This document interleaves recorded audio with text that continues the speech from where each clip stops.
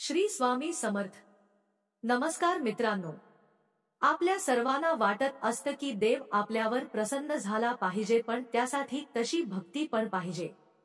आजच्या कथेवरून आपण जाणून घेऊ भक्ती कशी असावी।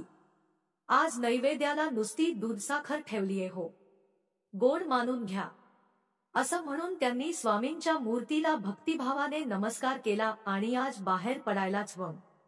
फळ भाजी सगळंच आणायला झाले, छान उघडीप पण आहे असं स्वतःशीच म्हणत त्या बाहेर जायची तयारी करू लागल्या। बाहेर जाऊन येते हो, उद्याला नैवेद्यासाठी फळ पेढे घेऊन येते।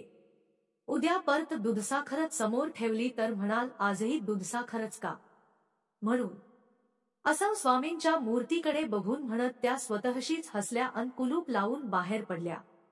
त्यांना एकुलती एक मुलगी, लग्न होऊन सासरी गेली, यजमान त्या आधीच गेलेले।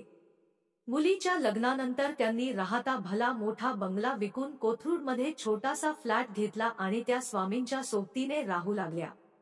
माहेरी सगळेच स्वामींचे भक्त, त्यामुळे नकळत्या वयापासून त्यांच्यावर श्रद्धा जडली ती आज पावेतो। एकटेपण आल्यावर मग स्वामींच्या मूर्तीशी बोलायची सवय जडली। अगदी एखाद्या माणसाशी बोलावं तसं त्या स्वामींच्या मूर्तीशी बोलत, अगदी सगळं सांगत। एकट्या असल्या तरी व्यवस्थित स्वयंपाक करून बरोबर 12:30ला मूर्तीसमोर नैवेद्याचं ताट ठेवत अन 15 मिनिटांनी, स्वामी ब्र झालं ना सगळं, तिखट नाही ना लागलं काही, असं त्यांना विचारून तेच ताट त्या स्वतः घेत असत। इच्छा एकच होती की शेवटी लोळत घोळत पडू नये, शांतपणे मरण यावं। हल्ली त्या तसं स्वामींना वारंवार सांगत। दिवस वर्ष सरत होती।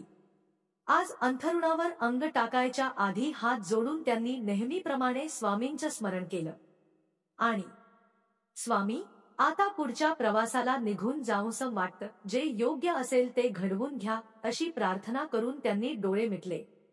मध्यरात्रीच्या सुमारास त्यांच्या कपाळावर कुणीतरी हात ठेवल्याचा त्यांना भास झाला अन तुझ्या मनासारखं होईल पण अजून वेळ आलेली नाही, हे वाक्य अगदी स्पष्टपणे ऐकू आलं। त्या जाग्या होऊन अंथरुणावर उठून बसल्या।